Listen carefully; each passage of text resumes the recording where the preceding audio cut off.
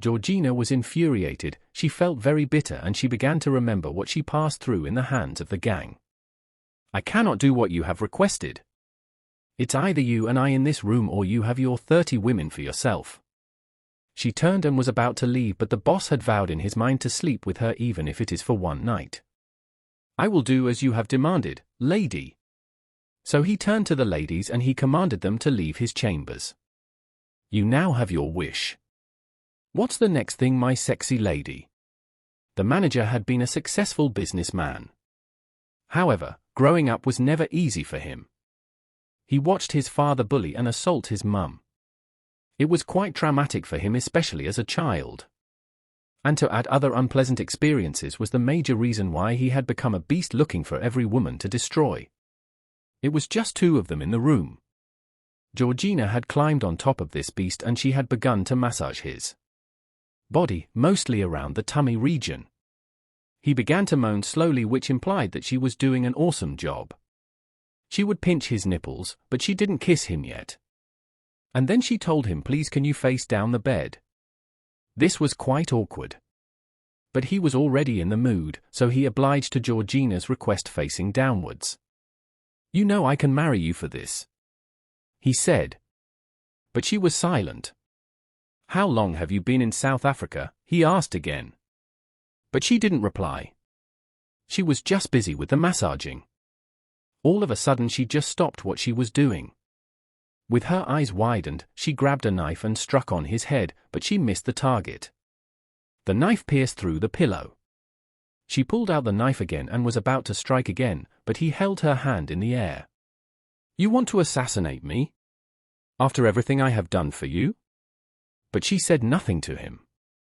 So, swiftly, he grabbed her by the throat and twisted her in such a way that she screamed so loudly. She was now on the bed while the manager was sitting on her belly. He began to choke her by the neck. She could not breathe and was kicking her legs in vain. I will watch you die slowly and in agony, he said as he began to taunt her. Her vision was blurring and with the other hand, the manager grabbed the knife and slashed her chest. Blood began to gush out of her chest. She was crying in pain. She was still kicking into the air, trying to survive with her last breath. She was dressed in leggings, which meant she could move her legs anyhow she wanted. So when the manager wanted to stab her the second time, she used her leg to kick away the knife. And then, she pulled his head between her thighs and began to squeeze with all her strength. He tried to unlock this choke, but he was surprised, she wasn't bulging at all. He tried to pull her up, but she was holding firm his head. He was sweating, while Georgina wouldn't let go. Some of the manager's bodyguards had heard him groaning, so they decided to check what was happening inside the room. That was when Georgina released his head. He was almost out, panting and gasping for air. Georgina had to follow through the window to evade the onrushing guards who had suspected that something fishy was going on. She held the pipe and slid herself from the 4th floor all the way to the ground. The pipe was stained with her blood.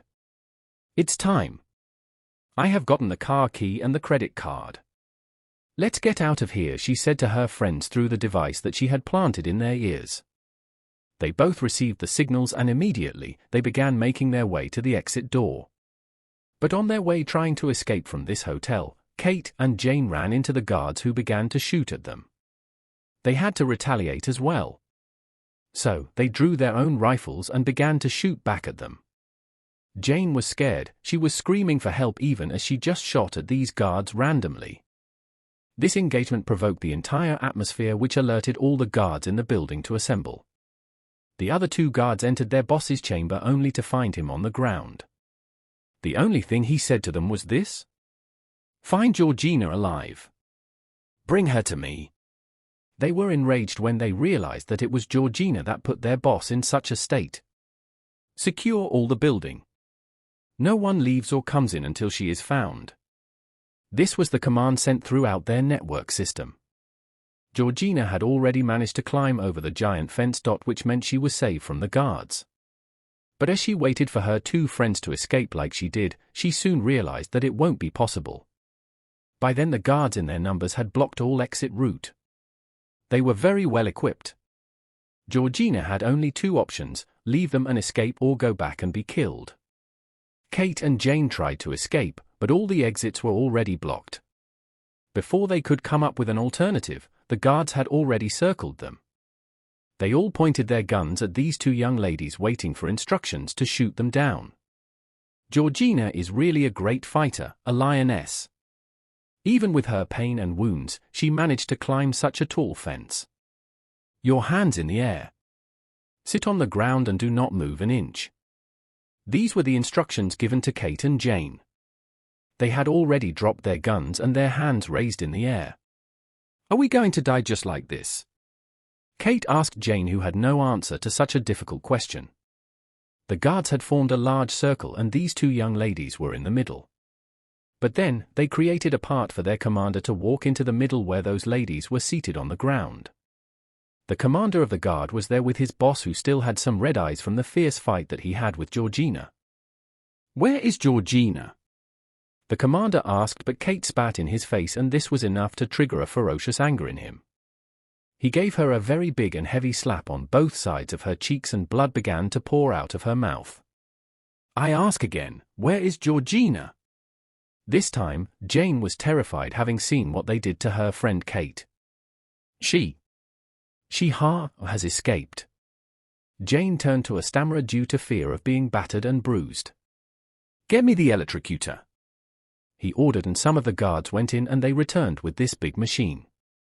They fixed it just next to these young girls. You know what this is? He asked with a smile. But none of the ladies said a thing. It was only Jane that was crying and pleading for her life and that of her friend. All these while, Kate said nothing. She just closed her eyes and remained silent. She was a tough one, just like Georgina. Once we connect this to that power, and places it on you, you are going to melt like wax. And this is no joke. You are going to feel the most horrible death ever. However, you can avert this agony and torturous path. All you have to do is tell us where your friend is hiding, that's all. Both ladies were calm without a word. It was as though they had made up their mind never to betray their friend Georgina. Even when faced with a horrible death, they still chose the path of loyalty. They would rather die with honor than live in shame. Switch on the power and connect it to the circuit. They chose this path themselves, so we shall let them enjoy it. Immediately he said this, the guards began the necessary connection, switching on the plugs, and just when they wanted to plug it into their body, they heard a loud voice from behind. I am here, the voice said.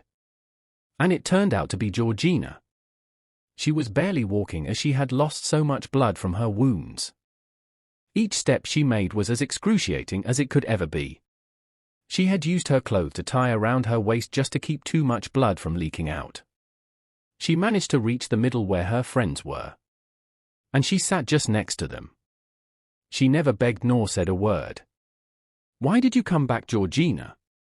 I am really disappointed in you, Kate said in anger. I am sorry, Kate. I can't do this alone. I need you ladies by my side. And I have come back to take you away from here. Jane bursted into laughter. She scanned Georgina from head to toe, and it was apparent that she was almost dying. So, how could a lady in such state be boasting and bragging about such a feat? You did this to me, the manager said to Georgina while pointing at his eyes. You could have killed me if not for the intervention of my guards. I underestimated you, Georgina. But now it's my time to hurt you. To make you scream for help and beg for your life. And yet I won't let you go. Then he turned to his commander and he said to him, get me an axe. Before all my guards. I will cut you into pieces from your legs. That same leg that you used to hurt me so much. That same leg that you used to threaten my life. I will slice you into pieces just to quench my anger. So he signaled to his guards and they presented an axe before him. Omo axe OOOOHMMMMMM. Georgina never said a word, neither did she panic. See mind O. Ladies, brace yourselves. We are leaving this hotel tonight. And suddenly, as the manager began walking towards her with the axe, Georgina began to count the numbers. 1, 2, 3, 4, 5, 6, 7, 8, 9, and just when she was about to count 10, she closed her eyes and from nowhere, a very big trailer from nowhere stormed into the scene. This gigantic vehicle was at its maximum speed and it collided fiercely with the cars that were on the way, thereby causing huge explosions. They said houses keep memories. But some houses do more than remember, they answer back. The boy, Toby, refused to leave the old house. He said his sister sang to him at night. Most nights it was a lullaby. Tonight it was a rhythm like knocking, soft, patient, below the floor. He waited. The knock came again, 3 hollow taps, moving as if someone walked under the boards. He pressed his ear to the wood. Water whispered beneath. A faint perfume rose, the scent Lara loved. His mother came and lifted a plank. Beneath it lay a single wet rose petal and a gleam of gold, a tiny thread from Lara's bracelet. She held it and felt the air grow colder, as if the house inhaled.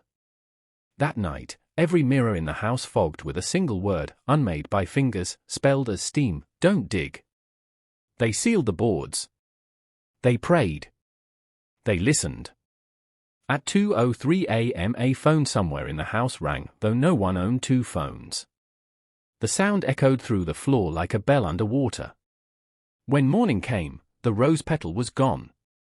In its place, a wet footprint pointed toward the garden, heading away from the grave, toward the road. Some things that return do not come for revenge. They come because something remembers them, and it wants not to be forgotten. The driver kept firing this trailer straight into these group of guards, at exactly the spot where they had assembled. In response, they drew their guns and began to open fire on the rushing trailer.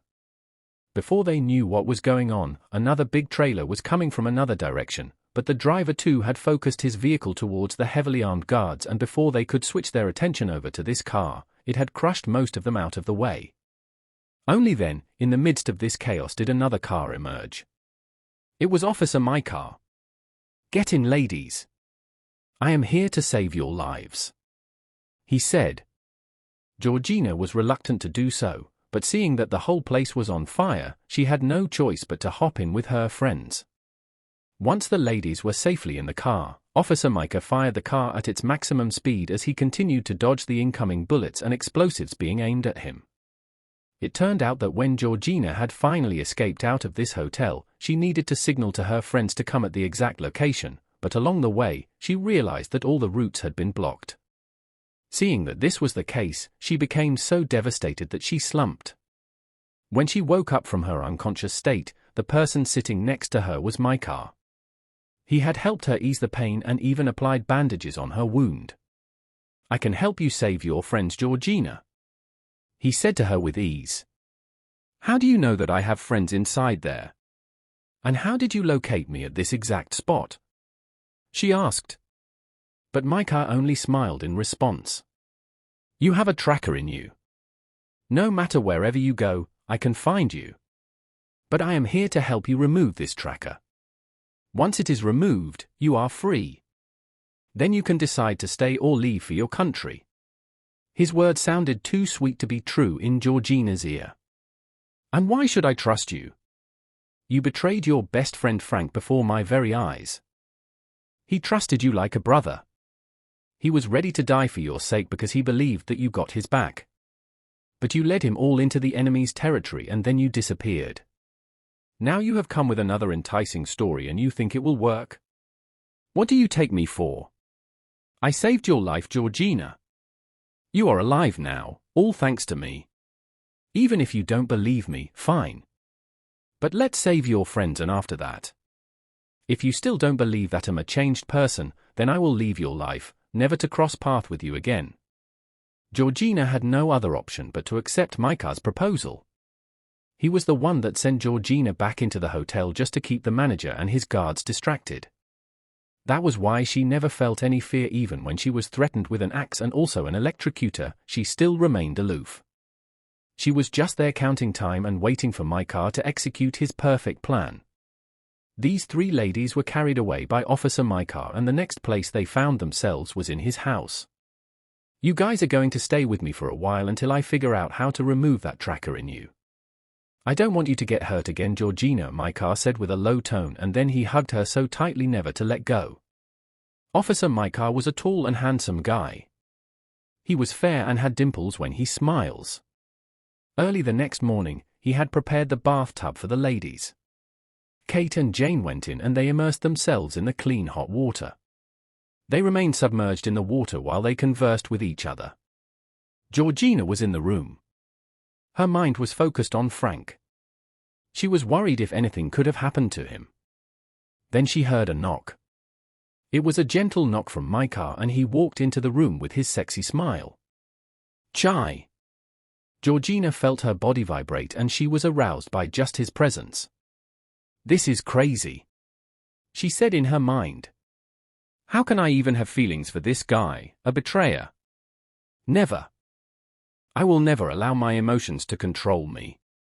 So, Micah sat next to her and then he stared into her eyes.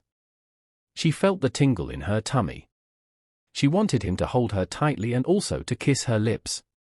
But he was not Frank, so she held on to herself. Micah had a call and he picked it right in Georgina's presence. It was Jessica on the phone. Micah, today is the 7th day according to our contract. You promised to bring Georgina to me, now, where is she? The plans have changed, my lady. Micah replied. I will not bring this innocent girl to you. I already betrayed my best friend and it still haunts me till today. Now, I can never betray the only girl I love. When Georgina heard this confession coming out from his mouth, she was shocked and just started at him. She has won my heart. And I am ready to die in order for her to live.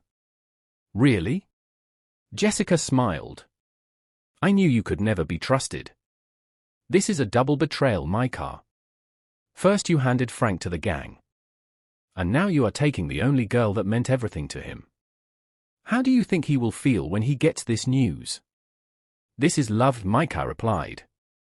It was your brother who asked me to take good care of Georgina. He pleaded with me to not allow anything happen to her. I will never let him down again. Jessica smiled in response. I am going to end this today. Once this call ends, I will trigger that bomb in her belly and in an hour time, she will explore before you. Let's see how you are going to save her from being shredded into pieces. Let's see how you can prevent this bomb from exploding. Goodbye, Micah. Once she dies, you are next on the list. Micah felt a powerful shiver engulf his whole body. He began to sweat even under the AC. Georgina was seated very close to Micah, so she overheard everything Jessica had said. But she was very strong at this point. She had passed through a lot in recent times which have toughened her spirit and resilience. She lowered her head on Micah's chest and he held tightly her arm. Tell me more about this organization that captures young girls only to sell them off. Why are they committing such evil? All because of money, I guess? Georgina asked. Then she looked into his eyes hoping to get a reasonable answer from him. What is their main objective? At first, Micah did not want to reveal this secret to her. But now that he was in love, he just couldn't hide any other thing from her. Well, this organization is a secret one. It had lasted for decades, but the only thing that changed was their dominance in recent times. They had members in all sectors of life. They ensure that they control everything that happens in South Africa. This is why fighting against them is the same as fighting the powers that control the whole country. Every month, they are opportune to lay their hands on millions of girls from all over Africa. Some they got through online. What do you mean? Georgina asked curiously. On social media platforms, they would advertise certain easy jobs with lucrative salaries. They would invite only ladies for interviews after which they never return. Don't their parents, including the government of those countries, notice their absence? She asked. But Micah only smiled at Georgina for asking such a funny question. He began to rub his hand on Georgina's hair and she loved it so much. Sweetheart, did anyone look for you when you went missing? Georgina went silent and emotional. The founder of the organization is popularly known as the Giant. He is currently the president of this country. Now tell me, Who would prosecute such a person? With his influence, he controls the military. He is super wealthy. He also controls the media. They only post what he wants them to post.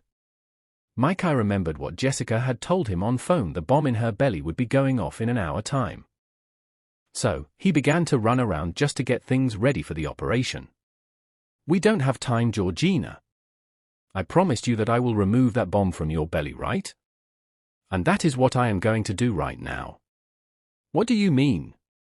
She asked, and for the first time since they arrived into Micah's house, she began to panic. Micah began to reassure her that everything would go just fine. They were still dragging this decision when Kate and Jane entered the room. What is going on here? Kate asked. But neither Georgina nor Micah gave them a response. He just stood up from the bed and then he turned to Georgina and said, "You have 5 minutes to make up your mind if you want to live or die." That was when he showed her a device that he was holding. You can see the readings on this device, right? It is exclusively for you. Jessica had triggered the bomb and it had began reading. This is a countdown, and by the time it changes to 00, your body will explode. Jane covered her open mouth in shock. Immediately she heard her heart now beating so fast in fear. None of them had known that such an explosive ever existed in her stomach. If not for the stamina and resilience of Georgina, she would have perished long time ago. The presence of this bomb has been causing her so much harm in her body. In most cases, she could not sleep in the night. She would cry throughout the night while others are busy sleeping. This was the same lady that had sustained many wounds all around her body, and she would still endure the pain of a continuous body and stomach pain. But she vowed never to give up. She kept on forging ahead until she fulfilled her heart desires. Let's take her to the doctor, Jane suggested, but Georgina discarded such an idea because she could be easily tracked. And the doctors might even be members of this notorious and deadly organization. So, what do we do now? Kate asked. Is there anything I have not seen in life? She said with a smile. I agree to your proposal, Micah, she said as tears began to pour down from her eyes. She did not want to pass through that operation. She knew it would be very painful to just sit and watch her body being cut open with a knife and the person sticking his hand into her belly, touching her intestines and other delicate organs. But she tried to summon the courage to give it a try. Please go ahead and remove this tracker from my belly.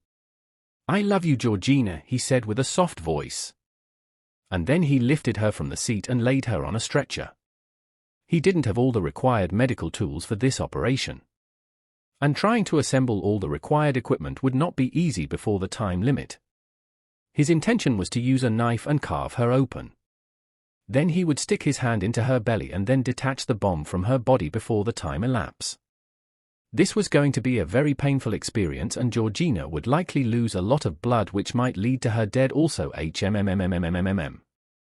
So, as she laid on the stretcher looking up to the ceiling, her mind was wandering in different directions.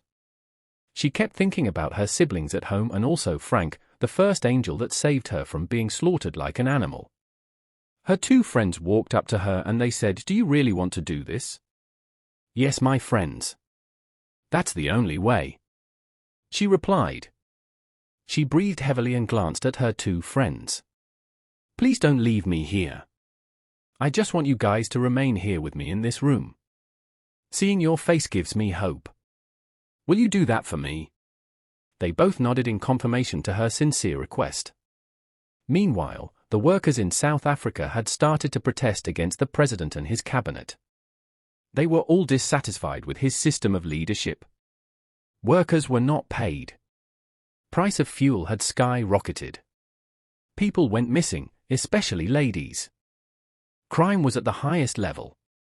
There were no steady power supply. But, yet, the president didn't care to address any of these issues. He kept flying to America on a daily basis just for fun and his own personal businesses. All of a sudden, data surfaced online and some hidden source claimed that there was this particular organization in South Africa. Their aims were to attack ladies and then they would slaughter some of them while majority are shipped over to China where they would be used for experimental purposes. The news went viral. And that was when the president of Nigeria got provoked. Omoha. He had been a friend of the South African president even before he came into power. But he had no clue that he was into such an evil agenda. So, he sent some trained group of soldiers into South Africa to go and investigate the claims. These were the elite soldiers from the Nigerian army. He also gave them the time frame for their operation. You guys are the best. I want you to go to South Africa and to bring me back the right information that I need. Is that understood? He asked, and they all shouted, "Yes, sir." One after the other, they began to grab their rifles, machine guns, explosives, and other sophisticated tools for their journey. They were 10 in number. The very best in Nigerian army. They hugged their colleagues and their families before boarding the plane. Micah was ready to tear her body with a knife. First, he looked at her face. She was shaking and was about to weep. But the time was almost at the end of it. He couldn't waste any more time just to sympathize with his sweetheart. Immediately, he slashed the side of her belly. Georgina screamed in pain. She wanted to kick out her legs, but her friends were holding her firmly. Blood began to gush out of the opening and they could see her inner skin, smooth and reddish. This device was so tiny that it would take some time for Micah to find it. Already he had worn his white gloves, and with it, he pushed his hand through the cut, and at this point, Georgina could not bear the pain again. The sensation had gone all round her body and to a point where she had lost her voice and couldn't scream anymore. Gradually she began to close her eyes and then she went silent. "What's going on?" Jane asked with a frantic tone. Kate too was very anxious. "Is she dead?" she asked. "No, she is not. But I assure you she will be dead if I cannot find this little chip in less than a minute." At that point, it was around 50 seconds remaining. Micah too was beginning to get too anxious, so he closed his eyes and breathed heavily. And for the last time, he pressed his hand deeper into her belly, and only then did he find the device. It was around 15 seconds. Swiftly, he launched the device out of the room and threw at the window, and upon making contact with the ground, it exploded massively. The three of them were so excited that they had removed this deadly device. However, Georgina was still unconscious and all their efforts to revive her were not working out. At the same time, Jessica had sent some of the gang members to Micah's house. It was his turn to be assassinated. He was next on the list. After his death, then Frank would be next. There were close to 20 armed men loaded in 3 vehicles rushing to Micah's house with the order to kill him and destroy all his properties. The battle is on the way. She laid on the stretcher motionless, with her eyes closed. Micah continued to check her pulse periodically while the other 2 ladies watched. "She is a strong lady. I know Georgina won't die just like that." "Never," Kate said. "I don't want to lose such a special friend. Please save her, Micah. Save her life," Jane cried out. "Stop whining like a child. I am doing my best. We just have to wait a little to see what happens next." Jane's whole body was trembling in fear. At the park, Frank had subjected himself to hours of daily rigorous training. To put his mind off Georgina, he resorted to gymming and training his body. Before now he was clearly a sexy guy. But now with his new routine, his abs were bulging, his lips red, his belly flat, and his look charming. Even in his dream, it was always Georgina in one form or the other. And he would wake up feeling so overwhelmed. He was missing her so much. And was desperately longing to see her face. His only solution to distract himself from thinking about her all the time was to go to the gym and to work his butt off.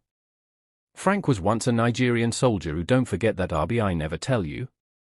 He was a sound and brilliant soldier, but during one of their missions to Iraq, he had sustained lots of casualties. He was one of the few people that made it back alive from Iraq.